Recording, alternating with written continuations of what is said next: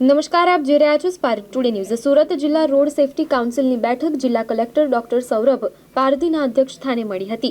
Collector કચેરીના સભાખંડમાં યોજાયેલી બેઠકમાં જિલ્લા કલેક્ટરશ્રીએ નેશનલ હાઈવે પસાર થતો હોય ત્યાં વધુ વસ્તીવાળા વિસ્તારોમાં રોડની બંને બાજુ સ્ટ્રીટ લાઇટ મૂકવા હાઈવેના અધિકારીઓને સૂચના આપી હતી। હાઈવે પરની હોટલાવાળા સર્વિસ રોડ પર કરેલા દબાણો દૂર કરવા જણાવ્યું હતું। આ ઉપરાંત આરટીઓ અને પોલીસ દ્વારા overload, seat belt, helmet, no parking, વધુ સ્પીડના 2321 કેસો કરીને ₹24.92 લાખનો દંડ કરવામાં આવ્યો હોવાની વિગતો આપી હતી।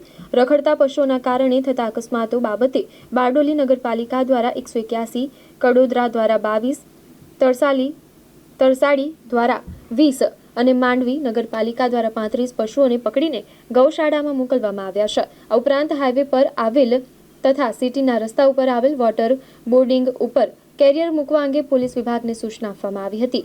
84ના ભટલાઈ ગામે હાઇટ લિમિટ બેરિયર લગાડવા બાબતે ચર્ચા કરવામાં આવી હતી। બેઠકમાં પોલીસ, માર્ગ અને મકાન, હાઈવે, આરોગ્ય વિભાગના અધિકારીઓ ઉપસ્થિત રહ્યા હતા।